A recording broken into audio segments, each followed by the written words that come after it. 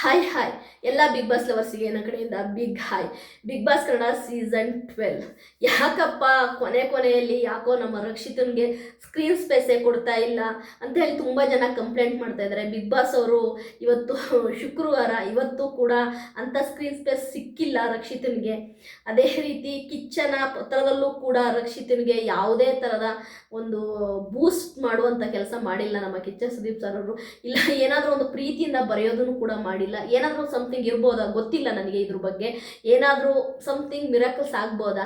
ಅದಲ್ಲದೆ ನಮ್ಮ ರಕ್ಷಿತನ screen space screen present ಯಾವುದೂ ಕೂಡ ಸಿಗ್ತಾ ಇಲ್ಲ. ಅದಲ್ಲದೆ ಪ್ರೋಮೋದಲ್ಲೂ ಕೂಡ ಅವಳು ಬರಲಿಲ್ಲ.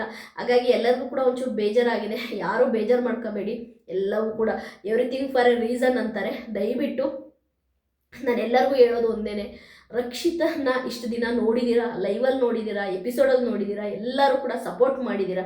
ಎಲ್ಲ ರಕ್ಷಿತಾ ಫ್ಯಾನ್ಸಿಗೂ ಕೂಡ ನನ್ನ ಒಂದು ಕಳಕಳೆಯ ಮನವಿ ಏನು ಅಂತಂದರೆ, ಇನ್ನು ಈ ಏನು ಶುಕ್ರವಾರ ರಾತ್ರಿ ಮತ್ತು ಶನಿವಾರ ತನಕನೂ ನಿಮಗೆ ವೋಟಿಂಗ್ ಲೈನ್ಸ್ ಓಪನ್ಸ್ ಇರುತ್ತೆ. ದಯವಿಟ್ಟು ರಕ್ಷಿತನಿಗೆ ನೀವು ವೋಟ್ ಮಾಡಿ, ಬೇರೆಯವ್ರ ಕೈಲೂ ವೋಟ್ ಮಾಡಿಸಿ. ನಾನು ಅದೇ ಹೇಳೋದು, ವೋಟಿಂಗನ್ನು ಯಾವುದೇ ಕಾರಣಕ್ಕೂ ನಿಲ್ಲಿಸ್ಬೇಡಿ, ವೋಟ್ ಮಾಡಿಸಿ. ಇಲ್ಲಿ ರಕ್ಷಿತನಿಗೆ ಯಾವ ಸೆಲೆಬ್ರಿಟಿಗಳ ಸಪೋರ್ಟ್ ಆಗಲಿ, ತುಂಬ ಐಫೈ ಅವರ ಸಪೋರ್ಟ್ ಆಗಲಿ ರಕ್ಷಿತನಿಗೆ ಇಲ್ಲ. ಪಾಪ ನಮ್ಮ ರೂಪೇಶ್ ಶೆಟ್ಟಿ ಅವರು, ನಿಮಗೆ ಗೊತ್ತು ಬಿಗ್ ಬಾಸ್ ವಿನ್ನರು, ಅವರು ಸಪೋರ್ಟ್ ಮಾಡಿದ್ರು. ನಂಗೆ ತುಂಬ ಖುಷಿ ಆಯಿತು. ರಕ್ಷಿತನಿಗೆ ಯಾವ ಸೆಲೆಬ್ರಿಟಿಗಳು ಅಷ್ಟಾಗಿ ಮಾಡ್ತಾ ಇಲ್ಲ. ಅದರಲ್ಲಿ ನಮ್ಮ ಯಾರು ಹೊರತು ಸಂತೋಷ್ ಒಬ್ಬರು ಇಲ್ಲ, ಅವಳು ಗೆಲ್ಲಬೇಕು. ರಕ್ಷಿತಾ ಗೆದ್ದರೆ ಇತಿಹಾಸ ಸೃಷ್ಟಿಯಾಗುತ್ತೆ, ಗಿಲ್ಲಿ ಗೆದ್ದರೆ ನಾರ್ಮಲ್ಲು, ಅದೇನು ಅಂತ ದೊಡ್ಡ ವಿಷಯ ಆಗಲ್ಲ. ರಕ್ಷಿತಾ ಗೆದ್ದರೆ ಇತಿಹಾಸನೇ ಸೃಷ್ಟಿಯಾಗುತ್ತೆ ಅಂದರು. ನಾನು ಕೂಡ ಅದೇ ಹೇಳ್ತಾ ಇದ್ದೀನಿ. ಗಿಲ್ಲಿ ನಟ ಗೆದ್ದರೆ ಆಯಿತಾ, ಜಸ್ಟೇ ವಿನ್ನರ್ ಆಗ್ತಾನೆ. ರಕ್ಷಿತಾ ಗೆದ್ದರೆ ಒಂದು ಇತಿಹಾಸನೇ ಸೃಷ್ಟಿಯಾಗುತ್ತೆ.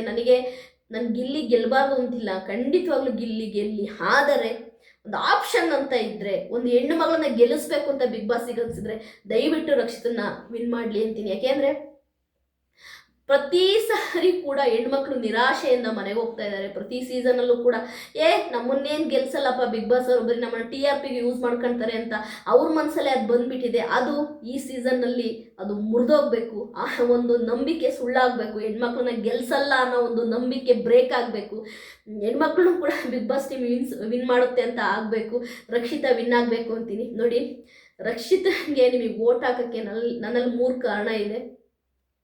ಇವತ್ತು ಗಿಲ್ಲಿಗೆ ಇಡೀ ಆಯಿತಾ ಕರ್ನಾಟಕ ರಾಜ್ಯವೇ ಆಯಿತಾ ರ್ಯಾಲಿಗಳು ಮಾಡ್ತಾ ಇದೆ. ಎಲ್ಲಿ ನೋಡಿದ್ರು ಕಟ್ಔಟ್ಸು ಗಿಲ್ಲಿದು ಏನು ವಿಜೃಂಭಿಸ್ತಾ ಇದೆ. ಓಕೆ, ಗಿಲ್ಲಿ ವಿನ್ ಆದರೂ ಕೂಡ ಅಂಥ ಡಿಫ್ರೆನ್ಸ್ ಏನು ಆಗಲ್ಲ.